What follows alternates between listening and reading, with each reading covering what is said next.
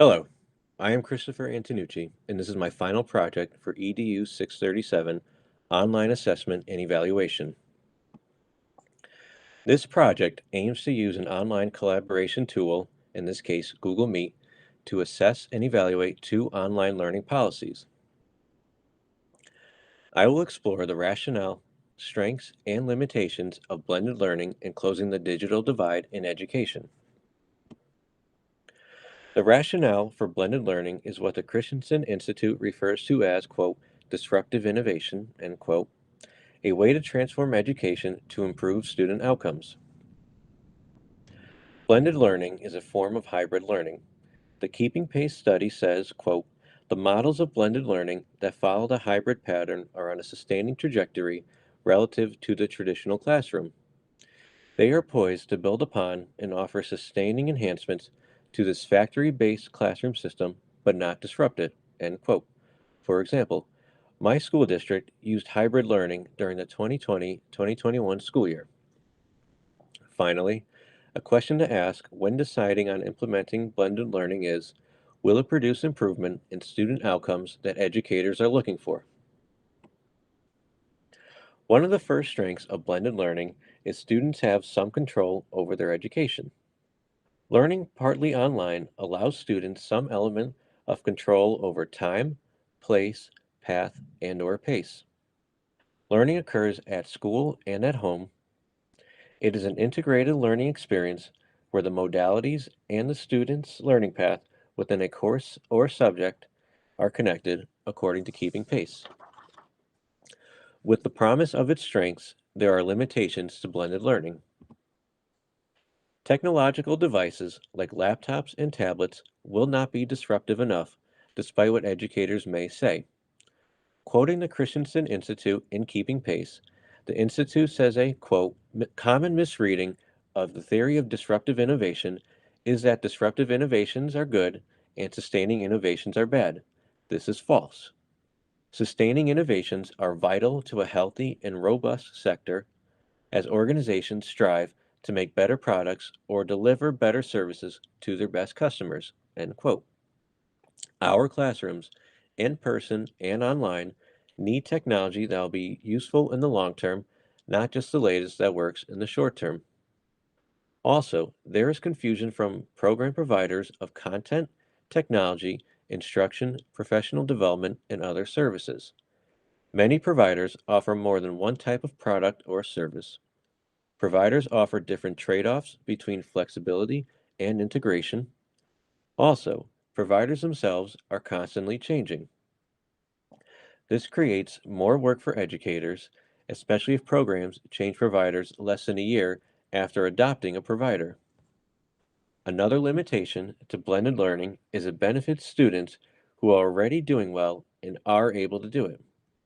Blended learning needs to serve the most in need students academically, socioeconomically, and geographically. For blended learning to succeed and innovatively disrupt education, the digital divide needs to be closed.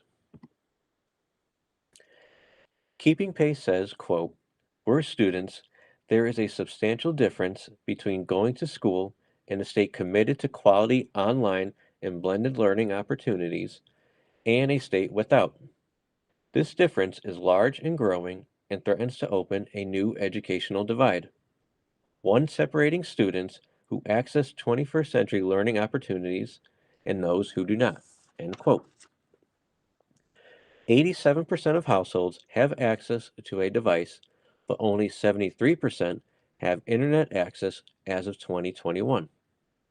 This divide affects students geographically, socioeconomically, racially, and through other barriers. According to Tate, students in large rural populations in states like Alabama, Mississippi, and Oklahoma are affected. Students of color and Native Americans make up 40% of the student population, but 54% of that 40% are disconnected. Students from low-income families make up 30% of the student population, but 50% of that 30% experience connection issues. 40% of the student population also face other barriers to digital access, like English language learners. There has also been an increase in technology by teachers as work as more work is assigned online. This increase hurts students who either don't have the technology or internet access to complete their work. According to Tate, those students will have a GPA of zero point 0.4 points lower than those who have reliable access. This will cause those students to lose thousands of dollars in annual personal income as adults, which will cost the United States billions of dollars in yearly GDP. When the digital divide shrinks, learning becomes more equitable, flexible, and accessible, where there is digital communication between the teacher and students. One suggestion from McElroy is universal connectivity slash enhancing connectivity. He says, quote, programs that address internet access imbalances, including universal community-based Wi-Fi and those developed through the Wireless Reach Initiative, can improve educational opportunities and ensure that all students are prepared to succeed. End quote. When the digital divide is closed, there are positive economic, social, and public health effects, like helping students break out of the poverty cycle. There have been many partnerships and donations between companies, states, and school districts to help combat accessibility issues since the COVID-19 pandemic began. For example, Google provided Chromebooks for school districts in Silicon Valley.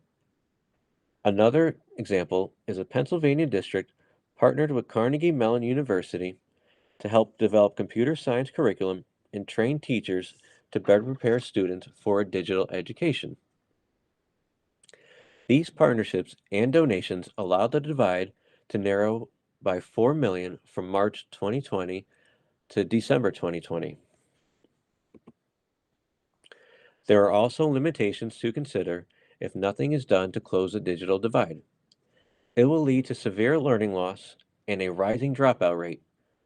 Families will change school districts to give their children more academic and technological opportunities. According to the National Education Association, the rural student population will continue to be one of the most impacted by the digital divide. Rural students are more likely to depend on smartphones where they can access information on them. Still, they cannot research, write papers, or collaborate with teachers and classmates because of its limited capabilities.